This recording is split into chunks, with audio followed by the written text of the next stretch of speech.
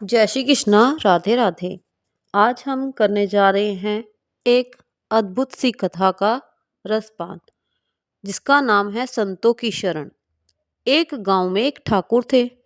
उनके कुटुंब में कोई आदमी नहीं बचा, केवल एक लड़का रह गया। वह एक ठाकुर के घर काम करने लग गया। रोजाना सुबह वह बछड़े चराने जाता था और लौटकर आता तो रोटी खा लेता था। ऐसे समय बीतता गया और एक दिन दोपहर के समय वह बछड़े चराकर आया तो ठाकुर की नौकरानी ने उसको ठंडी रोटी खाने के लिए दे दी। उसने कहा कि थोड़ी सी छाछ या राबड़ी मिल जाए तो ठीक है। नौकरानी ने कहा कि जा जा, तेरे लिए बनाई है राबड़ी, जा ऐसे ही खा ले, नहीं तो तेरी मर्जी। उस लड़के के मन में गुस्सा आया कि मैं धूप में बछड़े चरा कर आया हूँ, भूखा हूँ, पर मेरे को बाजरे की रूखी रोटी दे दी। राबड़ी मांगी तो तिरस्कार कर दिया। वह भूखा ही वहां से चला गया। गांव के पास में एक शहर था। उस शहर में संतों की एक मंडली आई हुई थी। वह लड़का वहां चला गया। संतों ने उसको भोजन कराया और पूछा कि तेरे परिवार में कौन है। उसने कहा कि कोई नहीं है। तो संतों ने कहा कि तू साधु बन जा। लड़का साधु बन गया। फिर वह पढ़ने के लिए काशी चला गया। वहां पढ़कर वह विद्वान हो गया। फिर समय पाकर वह मंडलेश्वर अर्थात महंत बन गया। मंडलेश्वर बनने के बाद एक दिन उनको उसी शहर में आने का निमंत्रण मिला। वे अपनी मंडली को लेकर वहां आए, जिनके यहाँ वह बचपन में काम करते थे। वह ठाकुर बूढ़े हो गए थे। ठाकुर उनके पास गए, उनका सत्संग किया और प्रार्थना की कि महाराज, एक बार हमारी कुटिया में पधारो, जिससे हमारी कुटिया पवित्र हो जाए। मंडलेश्वर जी ने उनका निमंत्रण स्वीकार कर लिया। मंडलेश्वर जी अपनी मंडली के साथ ठाकुर के घर पधारे। भोजन के लिए पंक्ति बैठी। गीता के 15वें अध्याय का पाठ हुआ। फिर सब ने भोजन करना आरंभ किया।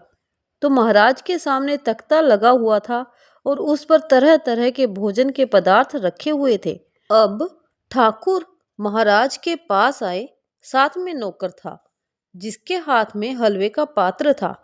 ठाकुर प्रार्थना करने लगे कि महाराज, कृपया करके थोड़ा सा हलवा मेरे हाथ से ले लो। महाराज को हंसी आ गई। ठाकुर ने पूछा कि आप हंसे कैसे। महाराज बोले कि मेरे को पुरानी बात याद आ गई, इसलिए हंसा। ठाकुर बोले कि बताओ, वह क्या बात है। महाराज ने सब संतों से कहा कि भाई थोड़ा ठहर जाओ, बैठे रहो, ठाकुर बात पूछते हैं तो बताता हूँ। महाराज ने ठाकुर से पूछा कि आपके कुटुंब में वह परिवार रहता था, उस परिवार में अब कोई है क्या। ठाकुर बोले कि केवल एक लड़का था। उसने कई दिन बछड़े चराए, फिर ना जाने कहाँ चला गया। बहुत दिन हो गए, फिर कभी उसको देखा भी नहीं। महाराज बोले कि वही मैं हूँ। पास में संत मंडली ठहरी हुई थी, मैं वहाँ चला गया। पीछे काशी चला गया, वहाँ पढ़ाई की और फिर मंडलेश्वर बन गया। यही वह आंगन है जहाँ आपकी नौकरानी ने मेरे को थोड़ी सी राबड़ी देने से भी मना कर दिया था। अब मैं भी वही हूँ, आंगन भी वही है और आप भी वही हैं। पर अब आप अपने हाथ से मोहन भोग दे रहे हो कि महाराज, कृपया करके थोड़ा मेरे हाथ से ले लो। मांगे मिले न राबड़ी, करूं कहाँ लगी वरण। मोहन भोग गले में अटकिया, आ संतों की शरण। संतों की शरण लेने मात्र से इतना हो गया कि जहाँ राबड़ी नहीं मिलती थी, वहाँ मोहन भोग भी गले में अटक रहा है।